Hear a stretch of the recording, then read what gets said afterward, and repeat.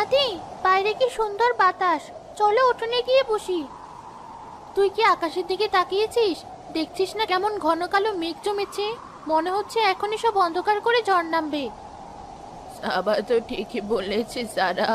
আজ রাতে বাইরে থাকাটা মোটেও বুদ্ধিমানের কাজ হবে না। দেখছিস না, পূব দিক থেকে মেঘগুলো কেমন দৈত্যের মতো তেড়ে আসছে। বড় ঝড় হবে আজ। কিন্তু ঘরে আমার দম আটকে আসছে, কেমন একটা ভ্যাপসা গরম, তাই না আপু? গরম তো একটু লাগবেই, বৃষ্টি নামলেই সব ঠান্ডা হয়ে যাবে। তুই বরং চুপটি করে বস। দাদি, একটা গল্প বলো না, ওই যে উড়ন্ত ঘোড়ার গল্প।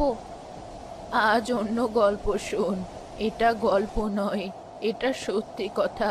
মন দিয়ে শুন। আমাদের এই গ্রামে যখন এমন তুফানি রাত নামে, তখন একা একা কেউ ঘরের বাইরে পা রাখে না। বিশেষ করে গ্রামের মাথায় ওই যে বুড়ো তেঁতুল গাছটা আছে, ওটার তলা দিয়ে দিনেও কেউ একা যেতে সাহস পায় না। আর রাতে তো দূরে থাক। কেন দাদি, তেঁতুল গাছে কি আছে? ভূত? ভূতের থেকেও ভয়ঙ্কর কিছু। লোকে বলে ওখানে এক অশরীরী বাস করে, এক পেয়ে। লোকে ওকে খুড়ো শাকচুন্নি বলে ডাকে। রাতের আধারে মানুষের রূপ ধরে মানুষের বাড়িতে হানা দেয়। এক পে? তার মানে কি ওর একটাই পা? তাহলে সে হাঁটে কি করে?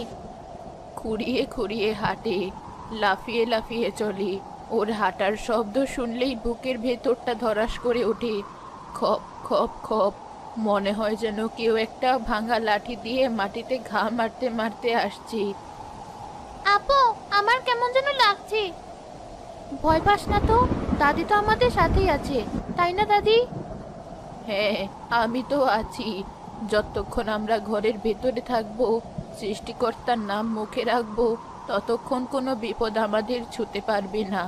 কিন্তু একটা কথা সব সময় মনে রাখবি, অচেনা কাউকে বা চেনা কাউকেও যদি রাতের বেলা দরজায় ডাকতে শুনিস, ভালো করে গলার স্বর না চিনে, পরিচয় না পেয়ে দরজা খুলবি না। অচেনা কাউকে তো খুলবই না, কিন্তু চেনা মানুষ ডাকলে? ওই শয়তানটা মানুষের গলার স্বরও নকল করতে পারে, তাই খুব সাবধান থাকতে হয়। এখন চল তো, রাতের খাবারের আয়োজন করি। এই যা, আমার তো মাথা থেকেই বেরিয়ে গেছে। কি হয়েছে দাদি, অমর করে চমকে উঠলে কেন? আরে, হারিকেনের তেল যে একদম তলায় এসে ঠেকেছে।